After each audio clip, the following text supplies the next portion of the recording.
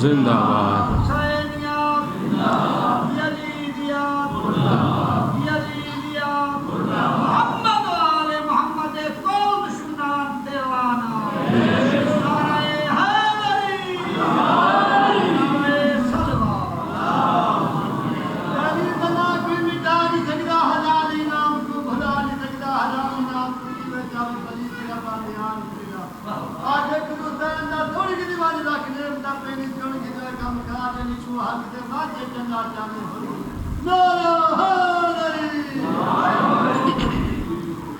اعوذ باللہ من الشیطان الرجیم، بسم اللہ الرحمن الرحیم، الحمد للہ رب العالمین والعاقبۃ للمتقین، والصلاۃ والسلام علی خیر خلقہ محمد وآلہ اجمعین، بآواز بلند صلوات۔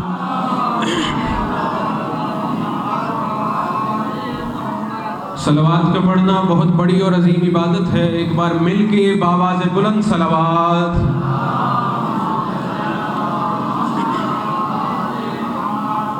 سب سے پہلے دعا گو ہوں، خداوند کریم بانیان کے دلی مقاصد پورے فرمائے، ان کی توفیقات میں رزق میں اضافہ فرمائے، حاضرین کے دلی مقاصد پورے فرمائے، اس عزاخانے کو امام زمانہ کے ظہور تک آباد و شاد فرمائے، جو بیمار ہیں مولا صحت یاب فرمائے، جنہوں نے امتحان دینے ہیں یا دے رکھے ہیں مولا ہر قدم پہ کامیابی عطا فرمائے۔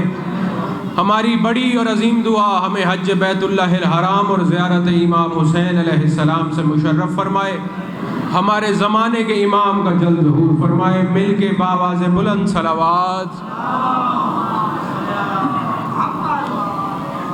نعرہ تکبیر، نعرہ تکبیر، نعرہ رسالت، نعرہ رسالت، نعرہ حیدری، نعرہ حیدری۔ توجہ ہے، زیادہ لمبی چوڑی گفتگو نہیں کرنی، لیکن ارادہ یہ ہے جتنی دیر بھی آپ کے سامنے ہوں آپ کو ولائے علی ابن ابی طالب کے نشے دلا کے جاؤں۔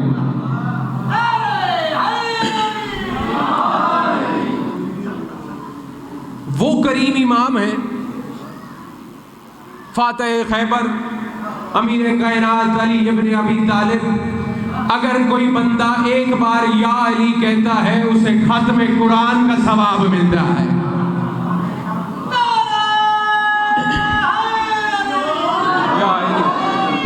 اگر کوئی بندہ ایک بار یا علی کہے ختم قرآن کا ثواب ملتا ہے۔ ایک ہے قرآن صامت، پڑھنے والے حضرات زیادہ ہیں، میں نے مختصر اور جلدی میں پڑھنا ہے، آپ کی توجہ کا طلبگار ہوں۔ ایک ہے قرآن صامت، ایک ہے قرآن ناطق۔ قرآن صامت وہ قرآن ہے جو 30 پاروں والا ہم جس کی تلاوت کرتے ہیں۔ تمام مومنین تشریف فرما ہے، روز قیامت کے روز، بلکہ پہلے آپ کو ایک اور بات بتاتا چلوں، یہ جو قرآن ہے یہ کسی عام ہستی نے نہیں بھیجا۔ کس نے بھیجا ہے؟ جو کائنات کا خالق بھی ہے، کائنات کا مالک بھی ہے۔ یہ کلام عرش سے لے کے فرش تک کوئی عام ملک نہیں آیا، بلکہ ملائکہ کا سردار جناب جبریل لے کے آیا ہے۔ یہ قرآن کسی عام نبی کے سینے پہ نہیں اترا، اس نبی کے سینے پہ اترا ہے جو انبیاء کا بھی سردار ہے۔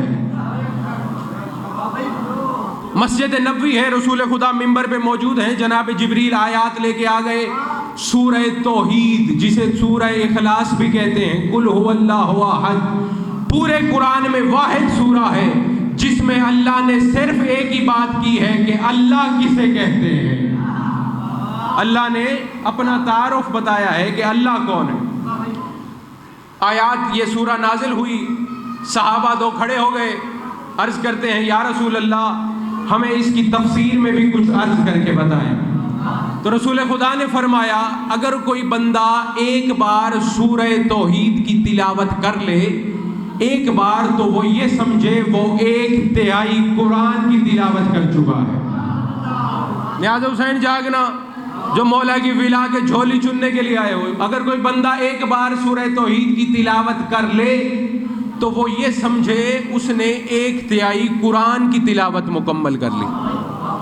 صحابہ حیران ہوئے.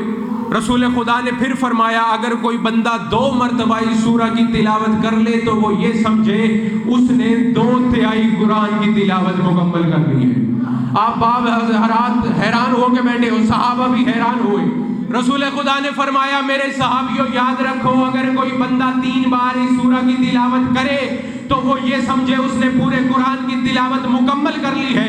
صحابہ حیران ہوئے. رسول خدا نے مسکرا کے فرمایا وہی رسول ہے, وما ينطق عن الهوى ان هو الا وحی یوحی کا مصداق نبی ہے. رسول نے فرمایا میرے صحابیوں یاد رکھو اگر کوئی بندہ دل سے میرے بھائی کی ولا کا اقرار کرے اس کا 1/3 ایمان مکمل ہوتا ہے. اگر کوئی بندہ زبان سے میرے بھائی کی ولا کا اقرار کرے اس کا 2/3 ایمان مکمل ہوتا ہے. اگر کوئی بندہ ہاتھ اٹھا کے میرے بھائی کی ولایت کی گواہی دے اس کا ایمان مکمل ہوتا ہے. اور میرے صحابیوں یاد رکھو اگر پوری کائنات میرے بھائی کی محبت پہ جمع ہو جاتی اللہ جہنم کو خالقی ہی نہ کرتا.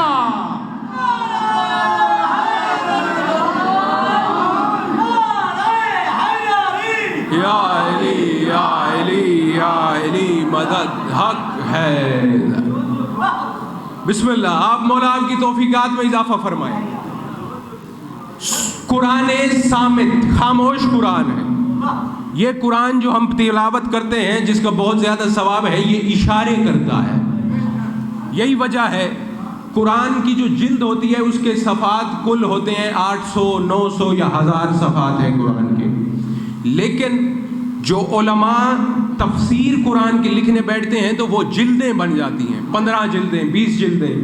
قرآن کے اندر الفاظ کم ہیں معنی زیادہ ہیں. قرآن اشارے کرتا ہے.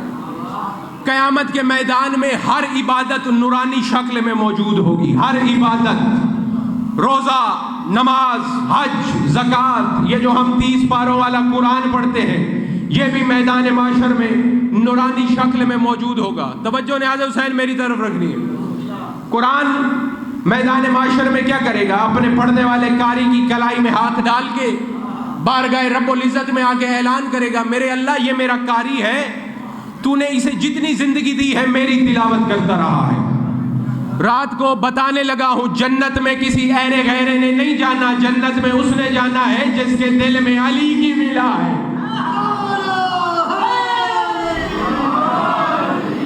قرآن اللہ کے سامنے آ کے اعلان کر رہا ہے میرے اللہ یہ میرا قاری ہے تو نے اسے جتنی زندگی دی ہے میری تلاوت کرتا رہا ہے.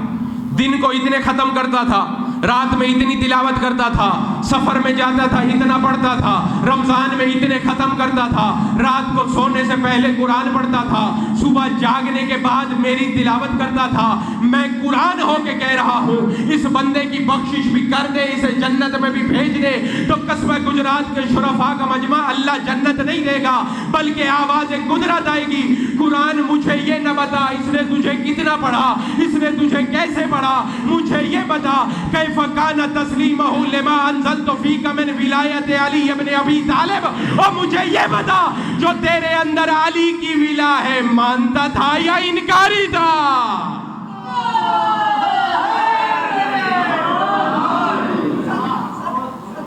جنت میں جانا ہے جس کے دل میں اس خاندان کی سچی ولا ہے. ایک ہے قرآن صامت ایک ہے قرآن ناطق. صاحبان منبر تشریف فرما ہے سینئر مدا خان تشریف فرما ہے. لوگ کہتے ہیں جی شیعہ اپنی طرف سے اپنے امام کو بڑھاتے ہیں. بھئی ہم نے علی کو قرآن ناطق نہیں کہا قرآن ناطق علی کو اسی اللہ نے کہا ہے جس نے قرآن کو نازل کیا ہے. شیعوں کا کام ہے ماننا وہ یا اللہ کی مانتے ہیں یا اس کے رسول کی مانتے ہیں. قرآن صامت جو ہم تلاوت کرتے ہیں قرآن ناطق عربی زبان میں بولنے والے کو کہتے ہیں. ایک خاموش قرآن ہے ایک بولنے والا قرآن ہے. اگر آپ جا کر کچھ لوگ ایسے بھی ہیں نعوذ باللہ جی یہ 14 ہم جیسے ہیں اور شرم سے ڈوب کے مر جاؤ یہ ہستیاں تمہارے جیسی کیسی ہو سکتی ہیں ہمیں تو ان کی سواریوں کی بھی سمجھ میں نہیں آتی. سارے اہل ولایت تشریف فرماؤ سواری تو پھر بھی جاندار ہے، ہمیں ان کے ممبر بھی سمجھ میں نہیں آ سکتے. حیران ہو رہے ہو، کبھی اونٹوں کے پلانوں کا ممبر، کبھی گھوڑے کی زین کا ممبر، کبھی کعبے کی چھت کا ممبر. جاگ رہے ہو یا کہیں چلے گئے ہو؟ کافی دیر سے مجلس شروع ہے.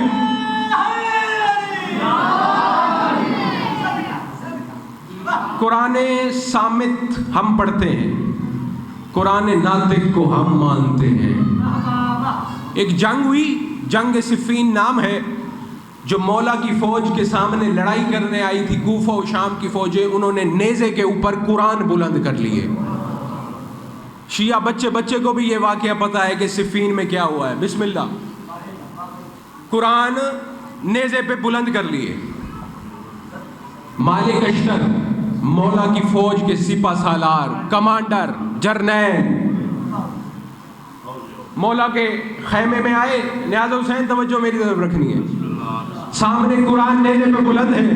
مالک اشتر دوڑتے ہوئے مولا کے خیمے میں آئے، ہاتھ جوڑ کے کہتے ہیں مولا، جو سامنے والی فوج ہے اس نے نیزے کے اوپر قرآن بلند کر لیے ہیں، اب ہم حملہ کیسے کریں؟ علی ابن ابی طالب نے مسکرا کے فرمایا، مالک میں علی کہتا ہوں تم حملہ کرو. مالک اشتر نے ہاتھ جوڑے، مولا سامنے قرآن ہے، حملہ کیسے کروں؟ علی ابن ابی طالب نے مسکرا کے فرمایا، مالک میں علی کہتا ہوں تم حملہ کرو. مالک اشتر قدموں پہ گر پڑے، مولا سامنے قرآن ہے، مالک حملہ کیسے کرے؟ تب علی ابن ابی طالب کے چہرے پہ جلال نمودار ہوا. مولا نے اپنے گھوڑے کو قریب بلایا، اس کی زین پہ سوار ہو کے دونوں فوجوں کے درمیان جا کے علی ابن ابی طالب نے خود کو رکابوں پہ بلند کر کے اعلان کیا، وَيَا أَهْلَ كُوفَةَ وَيَا أَهْلَ الشَّامِ اسْمَعُوا كَلَامَ عَلِيِّ بْنِ أَبِي طَالِبٍ هَذَا كَلَامُ اللَّهِ الصَّامِتُ وَأَنَا كَلَامُ اللَّهِ النَّاطِقُ. اے کوفہ و شام کے لوگوں، وہ اللہ کا خاموش قرآن ہے، علی بولتا ہوا قرآن ہے.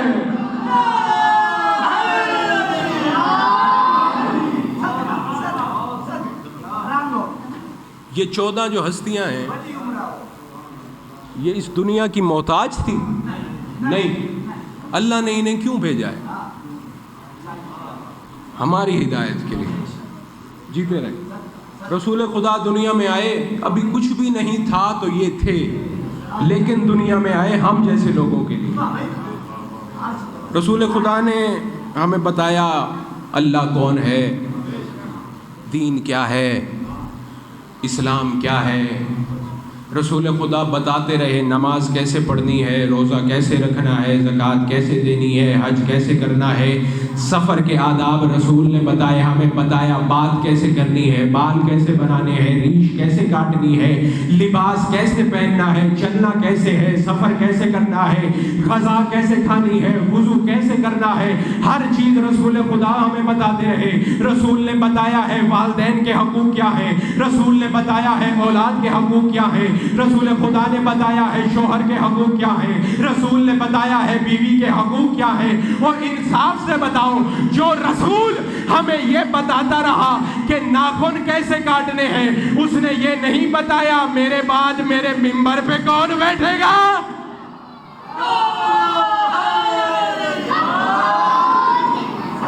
رسول نے بتایا ہے، لوگوں نے دیکھا ہے، پھر مکر گئے ہیں. میں نے ابھی بتایا ان کے ممبر ہی ہمیں سمجھ میں نہیں آ سکتے. اونٹوں کے پلانوں کا ممبر، گھوڑے کی زین کا ممبر، کعبے کی چھت کا ممبر. کچھ لوگ کہتے ہیں جی رسول خدا نے وہ ممبر اس لیے اتروائے، بھئی یہ پلان اتار لو، یہ پلان اتار لو، یہ پلان اتار لو. رسول کو ڈر تھا کہیں یہ لوگ بھاگ نہ جائیں. جو مجبور ہو وہ نبی نہیں ہوتا.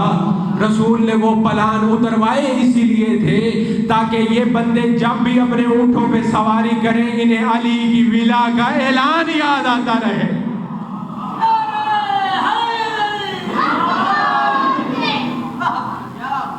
رسول نے پوری زندگی جتنے خطبے دیے ممبر پہ بیٹھ کے دیے. غدیر کا خطبہ ایسا عجیب و غریب خطبہ کڑکتی ہوئی دھوپ میں رسول نے کھڑے ہو کے دیا ہے. انصاف سے بتاؤ یہ وہی نبی نہیں ہے؟ رات کو زیادہ عبادت کرے تو اللہ آیت بھیجتا ہے بسم اللہ الرحمن الرحیم یا ایھا المزمل قم اللیل الا قلیلا، اے حبیب رات کو کم عبادت کیا کر، مجھ بے دل کے دل کو تکلیف ہوتی ہے، لیکن اللہ نے بتا دیا ہے علی کی ولا اہم اتنی ہے کہ محمد مصطفیٰ نے بھی کڑکتی ہوئی دھوپ میں کھڑے ہو کے خطبہ دیا ہے۔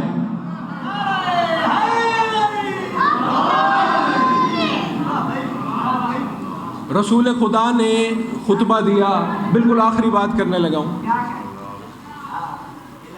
خطبے سے پہلے رسول خدا نے ایک سوال کیا ہے۔ 2.25 لاکھ کا مجمع ظاہری موجود تھا غدیر کے میدان میں، لیکن جناب آدم سے لے کے قیامت تک جتنے انسان آنے ہیں ان کی روحیں موجود تھیں، ہر نبی کی روح موجود تھی، ہر فرشتہ ہر جن غدیر کے میدان میں موجود تھا۔ کائنات میں 2 ایسے اعلان ہیں جو باپ کی صلب میں نطفوں نے بھی سنے ہیں، ماؤں کے شکم میں بچوں نے بھی سنے ہیں۔ ایک 10 محرم امام حسین علیہ السلام نے جو استغاثہ بیان کیا ہے وہ اعلان سنا ہے۔ ایک 18 ذی الحج کو من کنت مولا ہو فہذا علی اور مولا والا اعلان سنا ہے۔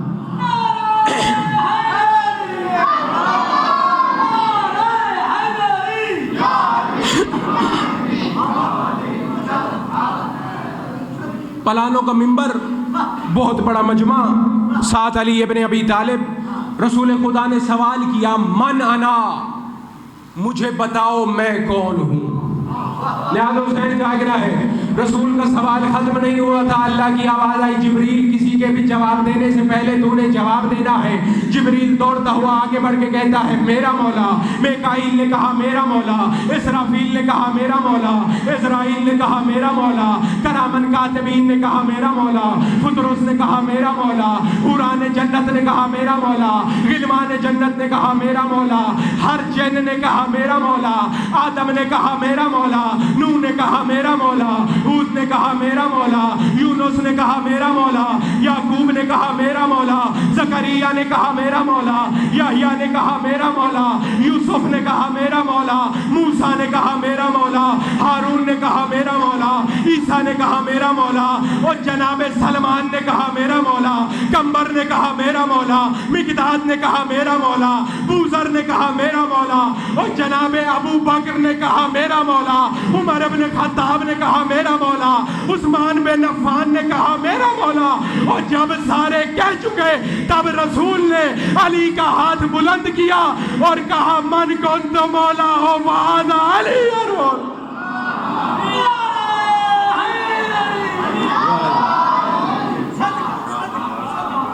عزت جو بڑی تھی تو مصیبت بھی بڑی تھی۔ ہمارا ایمان ہے، عقیدہ ہے، حقیقت ہے، جہاں بھی مجلس بپا ہوتی ہے سننے والے لاکھوں ہیں یا سننے والا ایک ہے، ہمارے چوتھے امام تشریف لے کے آتے ہیں۔ ہمارے چوتھے امام کا فرمان ہے شیعو ہمارے مصائب میں شرما کے نہ رویا کرو۔ مولا کس طرح رویا کریں؟ آنکھوں سے خون جاری ہوا، بین کر کے ہمارے چوتھے امام نے فرمایا اس طرح رویا کرو جس طرح 11 محرم کی رات ہمارے پردہ دار بین کر کے روتے رہے۔ سینہ پیارا نہ کرو۔ وہ نبی جو حکم خدا سے بولتا ہے اس کا فرمان ہے اگر کوئی بندہ حسین کے غم میں اتنا رو پڑے کہ اس کے آنسو سے مچھر کا پر بھیگ جائے تو میں محمد اس کی جنت کا ضامن ہوں۔ شیعہ روتے کیوں ہیں؟ یہ کہا کرو شیعہ مر کیوں نہیں جاتے؟ کبھی تم نے یہ سنا ہے کوئی بی بی جس کی عمر 18 سال ہو سر کے سارے بال سفید ہو جائے؟ کبھی تم نے سنا ہے کوئی بی بی جس کی عمر 18 سال ہو اس کا ایک ہاتھ اس کے پہلو میں آ جائے وہ دائیں ہاتھ سے تسبیح نہ پڑھ سکتی ہو؟ رونے والوں، امت نے رسول کے جانے کے بعد رسول کی اکلوتی بیٹی پہ بہت ظلم کیے۔ بی بی پاک نے ایک دن اپنے دونوں شہزادوں کو قریب بلایا۔ بی بی پاک نے فرمایا دونوں شہزادے جاؤ اپنے نانا کے مزار پہ اپنی ماں کی صحت یابی کے لیے دعا کرو۔ دونوں شہزادے دوڑتے ہوئے قبر رسول پہ آئے، اپنے ہاتھ رکھ کے کہتے ہیں نانا محمد تیرے جانے کے بعد تیری امت نے اماں پہ بہت ظلم کیے ہیں. ہماری اماں اب دائیں ہاتھ سے تسبیح نہیں پڑھ سکتی. رونے والوں ابھی باتیں ہو رہی تھی. رسول خدا کی قبر میں زلزلہ بپا ہوا. آواز محمد مصطفیٰ آمد بالخیر. اور تمہاری اماں کی شہادت ہو گئی. دونوں جوان دوڑتے ہوئے گھر میں داخل ہوئے. بی بی فضا نے کہا پہلے کھانا کھاؤ, پہلے ٹھنڈا پانی پیو, پھر اماں کے دیدار کے لیے جانا. رونے والوں امام حسن تو چپ رہے. وہ کربلا کا غریب روتا روتا زمین پہ بیٹھ گیا. وہ بیٹھ کر کے مولا نے کہا اماں فضا مجھے پہچان, میں کربلا کا غریب حسین. اور جس کی سیدہ جیسی ماں چلی جائے وہ حسین ٹھنڈا پانی نہیں پیتا. رونے والوں جنازہ تیار ہوا. علی ابن ابی طالب نے اپنی اولاد سے فرمایا آگے اپنی اماں کا آخری دیدار کر لو. رونے والوں علی ابن ابی طالب کی بڑی لخت جگر آ گئی. چھوٹی علی حسین بھی آ گئی, جناب حسن بھی آ گئے.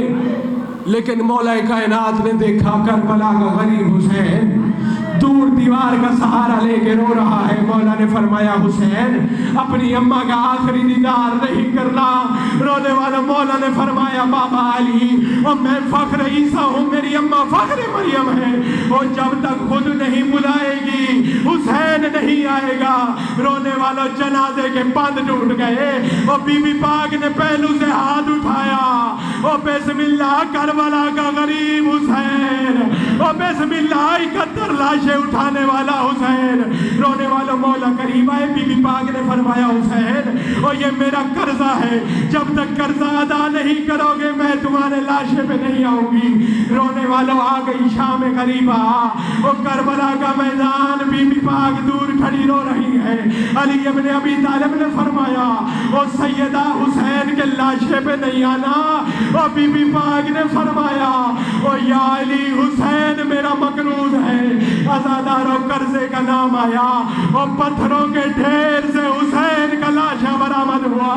اور مولا نے چل کے اور کٹی ہوئی گردن سے آواز آئی اوے اماں تو نے سو کے بلایا, حسین چل کے بلا رہا ہے. اماں تو نے کفن میں بلایا, حسین بے کفن بلا رہا ہے. اماں تیرا ایک پہلو زخمی تھا, حسین کا پورا بدن زخمی ہے.